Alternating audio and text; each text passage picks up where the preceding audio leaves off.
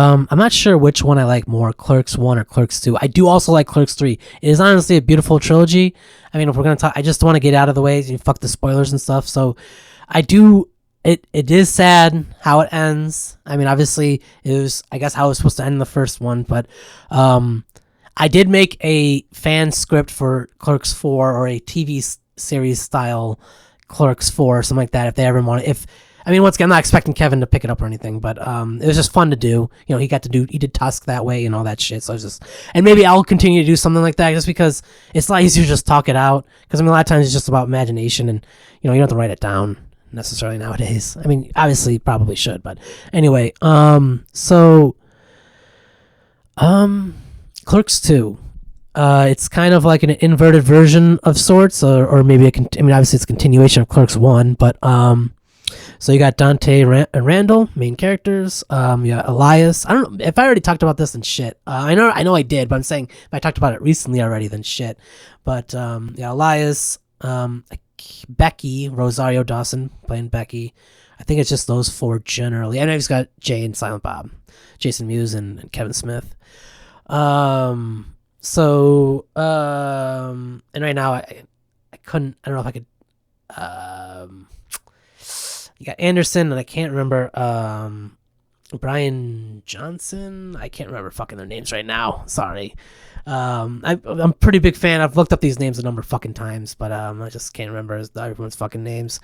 No, I refuse to. You can literally, if you want to fucking know their names, or if you want to fucking yell at me, I don't give a fuck. Just look it up. I don't care. It's not. So, once again, you got a dude who's not, I mean, in the first one, he was kind of like, what do I do with my life? What do I do with my life? In the second one, he's still like, what do I do with my life? What am I doing with my life? But there's a conclusion, which I believe is pretty fitting, because in the first one, I think it, as a coming of age of like, you're someone who, two characters that were kind of sort of in college, or they had some college experience. So like in their early 20s, and, where they're going to go and what they're going to do is still yet to be told. And I felt like Clerks 1 kind of ended that, kind of like a, who knows, there's some potential in these guys and these boys. Where are they going to be? And we got to see, obviously it's funny with the Clerks 2, they aren't, they have gone nowhere with their lives. And not only that, now they were starting at a point where their place of origins, the place where they've always been, is now burned up. And now they have to take a minimum wage job, another one, because that's all the, they don't have, that's all the experience they really have. And I'm sure it was a little bit of commentary on fast food and whatnot a little bit, but I think it was more just commentary of just, the people behind the register, essentially, just the everyday average person working a job. I mean, we've had plenty of movies like that, especially since, I mean, even before, I'm sure, with Clerks. I'm sure you can name a bunch of them, but I'm not going to. It was a continuing. And once again, if you enjoyed the Clerks dialogue, the first one, you're gonna enjoy it. But the second one, it's not just a little bit. I mean, it was a bit more updated. At the time, it's obviously now 20 years or so since. But one thing I did want to talk about, obviously, like, okay, so we get to the point of the offensive, the racist, the bigoted words and whatnot. On one side, you could just view it as a white guy just trying to be edgy and thinking what's funny. On the other side, it is a little bit of commentary on how, yes, generation previously, just how they are, and they probably will never change. And then you've got the people that grew up around that, and you have two people, you have the two perspectives at least. I mean, obviously you got maybe three, but you got at least two people on one perspective. You got Becky and Dante both, seeing how it's wrong. And then you got Randall, who, I mean, not only, in some of the words, he's willing to even just say flat out, not even seeing the significance or the pain and suffering that occurs when you say these words. So, which obviously that's Randall's person, and there's plenty of people in real life that are just like that are either A, they don't care, or B, don't even recognize what they're saying, or what they've been around is wrong or hurtful, etc. And that's just the reality of this world. So that is kind of like, I mean, this, it's a bubble within bubbles of just like real life. And it's a very grounded show. I mean, or movie. Sorry, not show. Movie, but obviously there's that the dance number. That's once again just a nice little. When you're it goes from an indie film to a mainstream film. It's kind of like a why the fuck not kind of thing.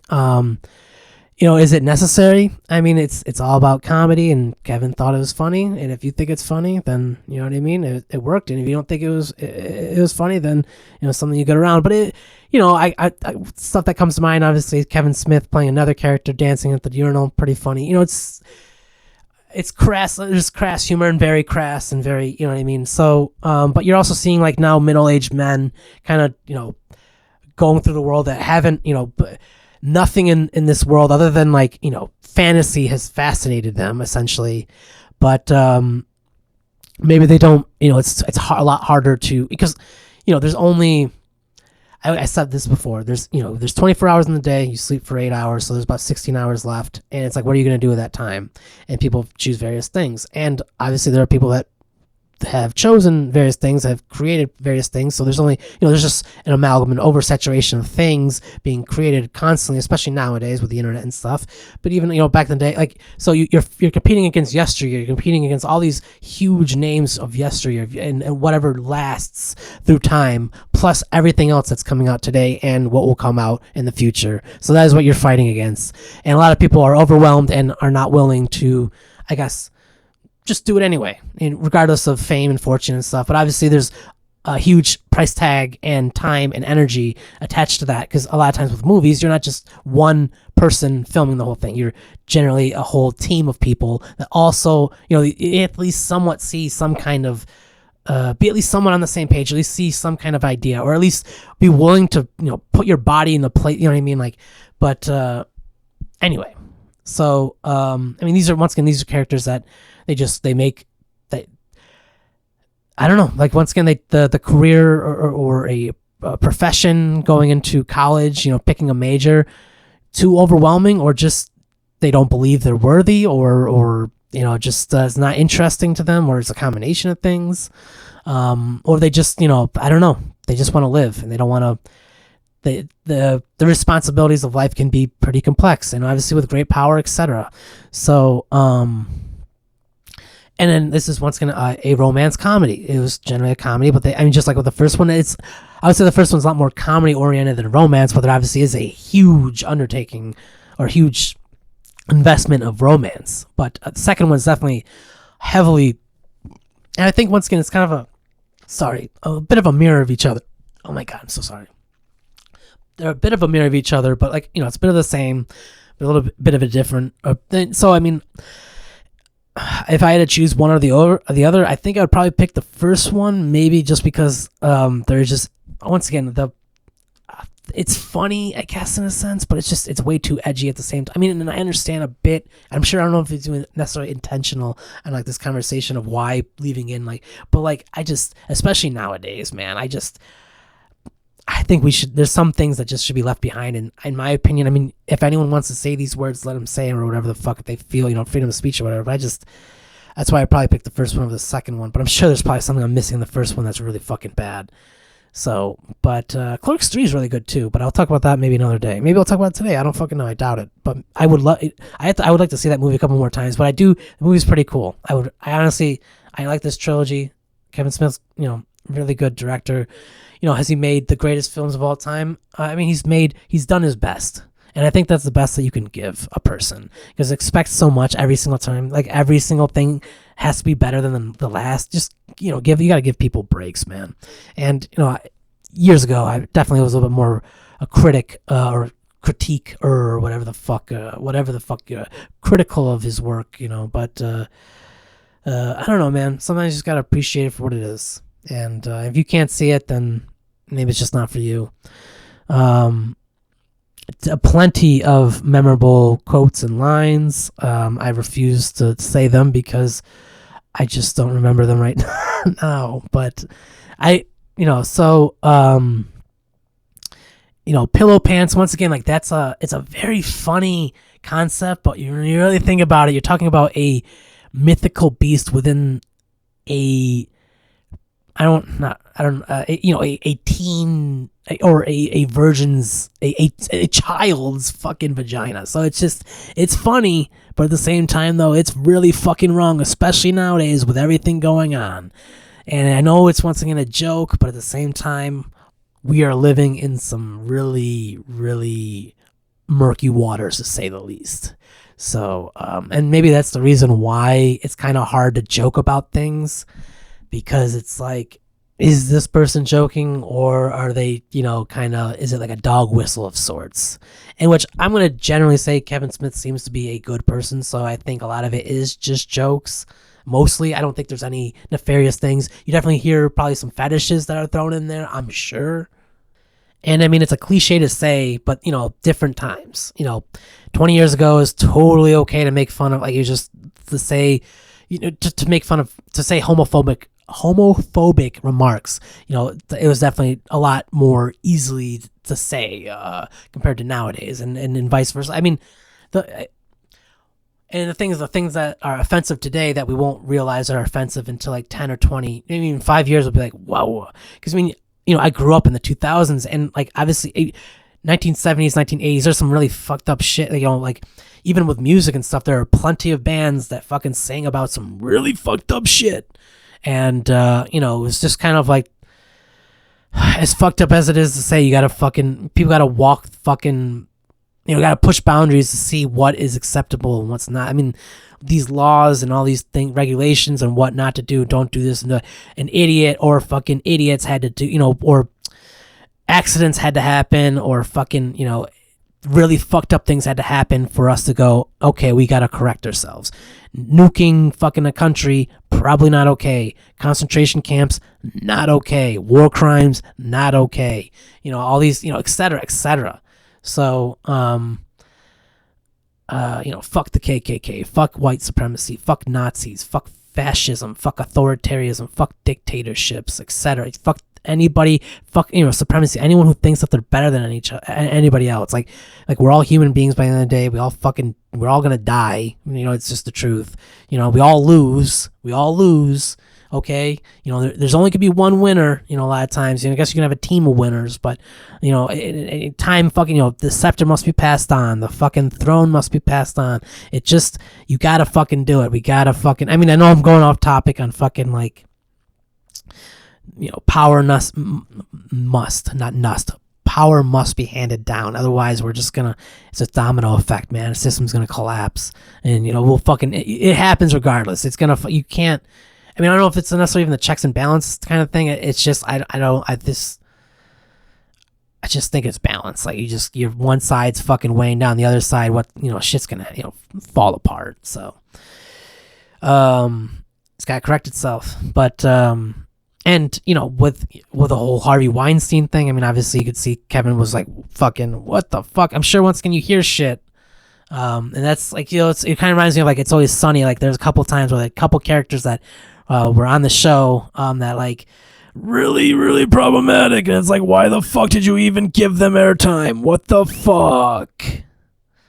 Whereas with like Harvey Weinstein, this is someone who's got too much fucking power in their hands, and you kind of like, them the times, I guess, you fucking either bite the bullet or you fucking walk away, or you fucking say something, blow the whistle, and who knows what's gonna happen.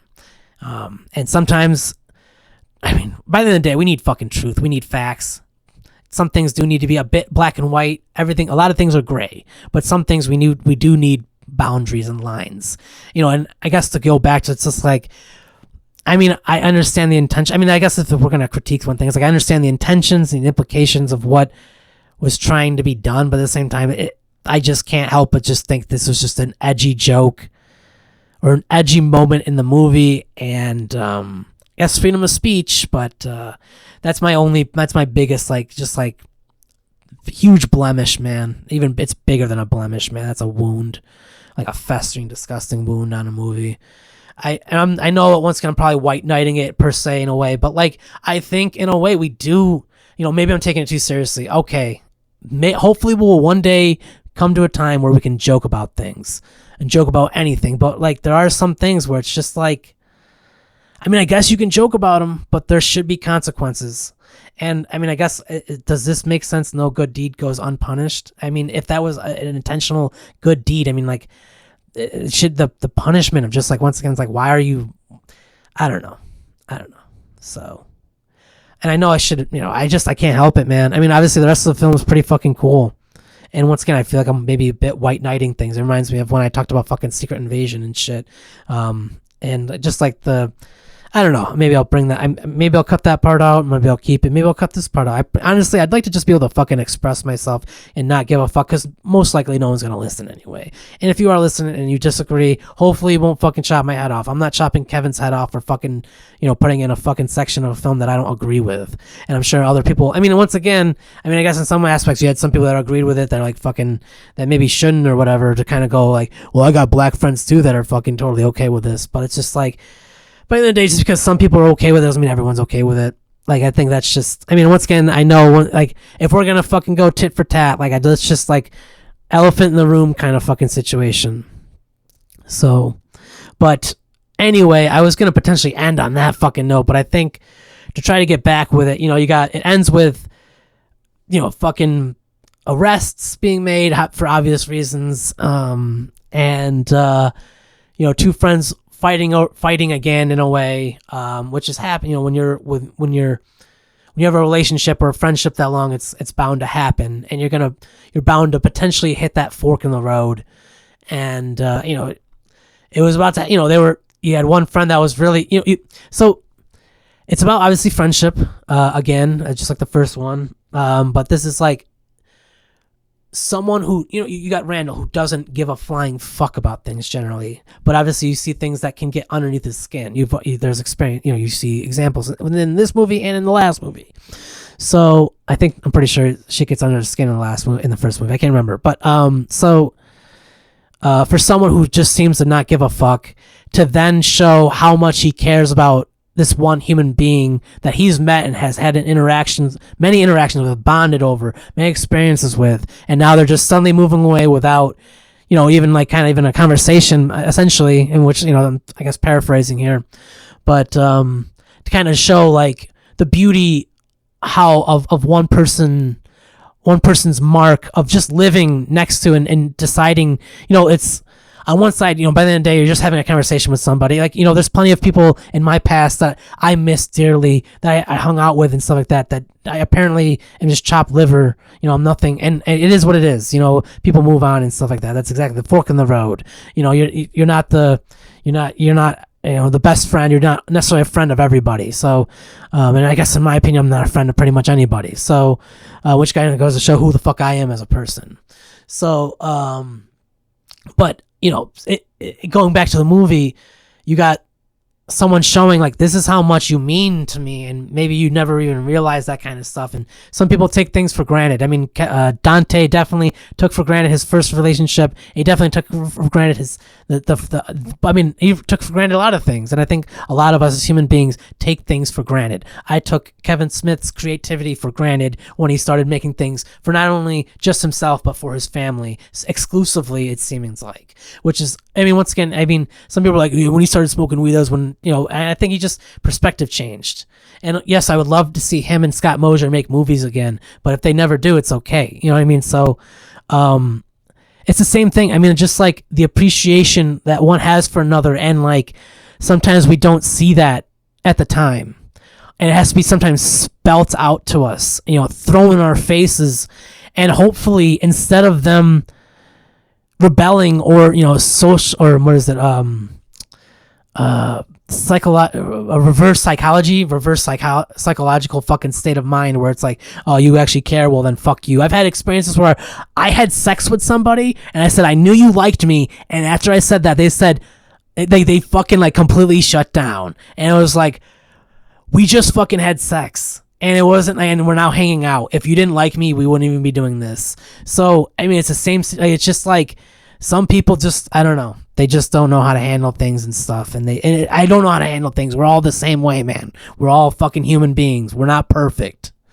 And, once again, Randall's seeing like, how the fuck does this putz Dante get fucking women? Like, because realistically, what is it about Dante that, I mean, is it just because of this is a fictional character? These are fictional stories. And so we're just like got characters and where this is a setup of a scene and we have a message that is being told and that's all it is. I mean, realistically, I'm sure, I mean, that isn't that, I mean, I've had that experience. I've seen where putzes or fucking people that like should not even be in a relationship somehow have people just fucking clawing for their attention or whatever. They're not even a, you know, like a fucking model looking person. They just like somehow maybe it's charisma, maybe they're just able to speak a certain way, maybe I don't know, they just like they just hit the nail on the head every time, or somehow they just like just right, just barely or something like that. I don't know. But so, I mean, you got Dante, who once again, like, for some reason, you know, comes off as a very caring person, but yet the people around him he treats like shit, apparently. Not even apparently, like, quite literal. I mean, you see time and time again, he takes for granted the people around him.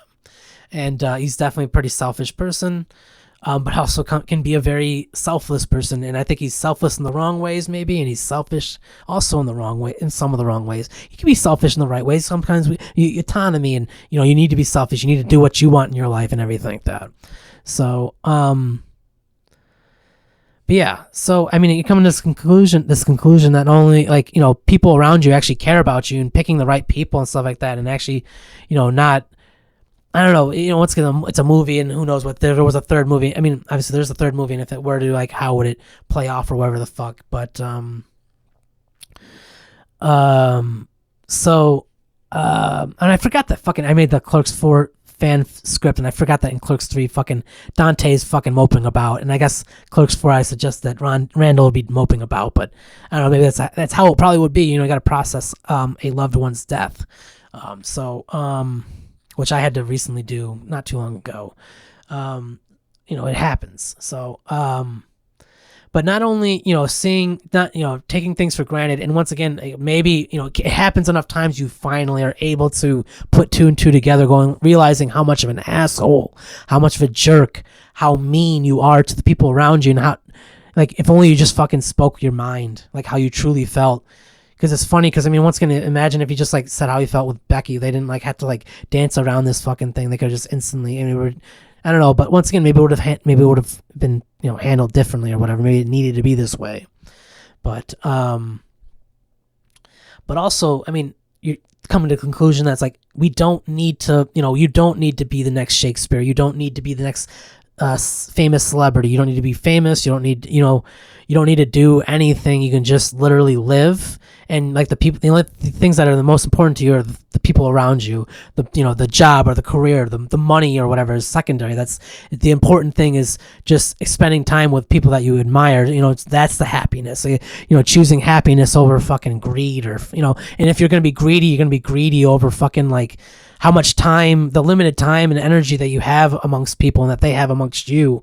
You know, because we're not all on the same path.